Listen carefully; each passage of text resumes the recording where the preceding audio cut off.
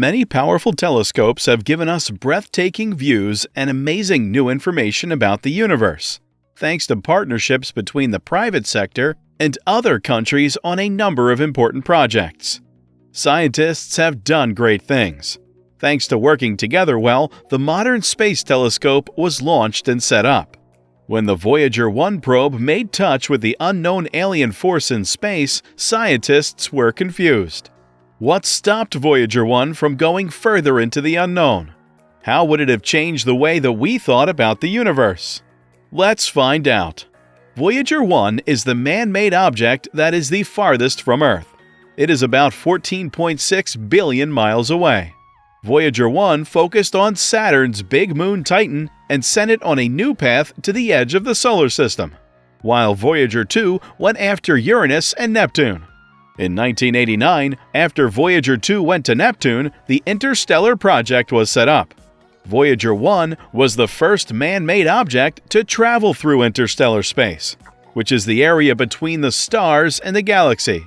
It did this when it was 122 astronomical units from the Sun. Scientists are sure that the Voyager probes have left the heliosphere, where the solar wind, a stream of charged particles from the Sun, is most common, and have moved into interstellar space. No one thought that the trips would lead to the interstellar medium. Astronomer Marav from Boston University, who runs a center called SHIELD, is looking at Voyager data to learn more about the heliosphere. The Voyagers were supposed to last 5 years, but they were extended for another 5 years and then 10 years. No one thought they would leave the solar system. What the twin spacecraft learned about in the heliosphere, the magnetic bubble that surrounds us at those distances, could affect life on Earth. The density of the particles was 10 times higher than that of the solar wind. The same spike in particle density was seen by Voyager 2's instruments on November 5, 2018, when it entered interstellar space. It was easy for the probes to enter interstellar space, but the heliopause, or twilight zone between the heliosphere and interstellar space, had strange properties. It took each spacecraft many months to pass through the heliopause, during which time the scientists were surprised that there wasn't a change when the magnetic field from the Sun met the magnetic field from space. Theorists had said that the galaxy's magnetic field would be aligned with the Sun's magnetic field. Voyagers 1 and 2 didn't notice any changes in the direction of the magnetic fields. But now that Voyager 1 is 40 AU beyond the heliopause, scientists can study the interstellar medium better. Measuring the interstellar medium with the Voyager probes showed that it is not calm. Instead, the Sun is stirring it up and bringing it in. Scientists didn't think it would be like this, and they still don't know what's going on. The information shows that galactic cosmic rays behave differently depending on whether they are parallel or perpendicular to the magnetic field of the Sun's coronal mass injections, or CME. These CME caused magnetic field changes in the interstellar medium, which is the space between the stars. Scientists have had to rethink how cosmic rays can reach Earth. As a result, the silent messengers will soon stop talking once they reach what is called the pure interstellar medium. Scientists say that as the Sun's effect and turbulence decrease, the probes will probably find a mix of matter from other stars. At best, scientists will hear from the two spacecraft again in the 2030s. This is because their power sources are about to run out, which means they will soon stop working. Recent technological breakthroughs, especially the recent launch of the James Webb Space Telescope, have changed the way we think about the universe and given archivists new ways to look back in time. According to a NASA statement from the University of Arizona's Brittany Miles, who is in charge of the team, the planet VHS 1256b is about 40 light-years away and goes around not one, but 2 stars once every 10,000 years. VHS 1256b is a good target for the Webb because the stars on this planet don't block its light. There are 22 hours in a day, and the atmosphere is always rising, mixing, and moving. Sand and silicate particles are also in the clouds, which are a big reason why the light of exoplanets changes so much. It is now the planetary mass object with the most changes. VHS 1256b has a low gravity, so it's higher up in the atmosphere where we can see its silicate clouds form and stay. The planet is still young from an astronomical point of view, so its sky is a bit shaky, which is what makes this web-based discovery special. The study is unique because all of the planet's features were found at the same time. Previous studies of planets in other parts of the Milky Way only found one feature at a time. No other telescope has found Mir. The planet is so far from its star that astronomers were able to look at it directly without using a coronagraph or transit technique. The two Webb devices picked up a big chunk of the near to mid-infrared light given off by VHS 1256b.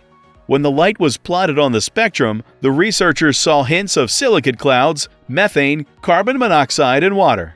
Some biological signs are there. Does this mean that there is life on planets other than Earth? This is a question on everyone's mind. As VHS 1256b ages, scientists think it will cool down and maybe lose some of its dust cloud. In the meantime, Earth is in its own hot, hazy mess. We found carbon dioxide on an extraterrestrial planet for the first time in August of last year. And it took its first pictures of an exoplanet in September. In November, it found a toxic environment on a planet 700 light-years away. Astronomers on Earth have heard of WASP-39b, an exoplanet that orbits a star about 700 light-years from Earth, but they have never seen it in all its glory. The Webb Space Telescope helped shed light on this faraway planet. Its measurements showed what was in the planet's deadly atmosphere. The exoplanet WASP-39b is a gas giant with a mass and size similar to Saturn and Jupiter. It orbits its stars at a distance similar to Mercury from the Sun, making it very hot. It is hard to find molecules moving around the atmosphere of a fourth world. The nearest world is 24.9 trillion miles away. But we found that WASP-39b has molecules that are so small it's pretty amazing. How is that possible? When the planet finally moved in front of its host star, the star's light shone on the planet from behind. The JWST was able to look at the planet because it captured the infrared wavelength of that light. Scientists were able to figure out what substances were there based on the wavelength of light each substance gave off. WASP-39b is probably not good for life as we know it, but it shows how Webb can look at some planets on a molecular level and how powerful the Hubble Space Telescope is. In January, the James Webb Space Telescope said it had found its first exoplanet, a planet the size of Earth. After finding signs of it on NASA's Transiting Exoplanet Survey satellite, the LHS-475b planet is 41 light-years away and has a width that is very similar to ours. The Internet has already brought to light more things that have already been found. The telescope showed that the planet was a world that was similar to stony Earth, but its atmosphere is still a mystery. The surface of the world is several hundred degrees warmer than that of Earth, according to experts. By showing that there were 6 big galaxies in the early universe, this great achievement is just the first of many to come. The idea that galaxies formed 500 to 700 million years after the Big Bang, when the universe was only 3% as old as it is now, has been disproven by new scientific findings.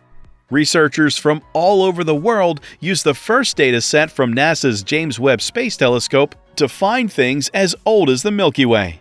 The first time these scientists looked at the early world, they had no idea what they would find.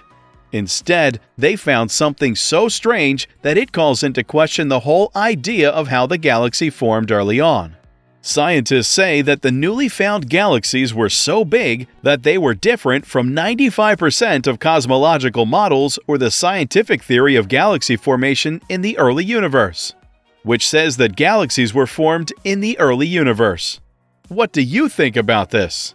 Thank you so much for watching this video. Stay tuned for more.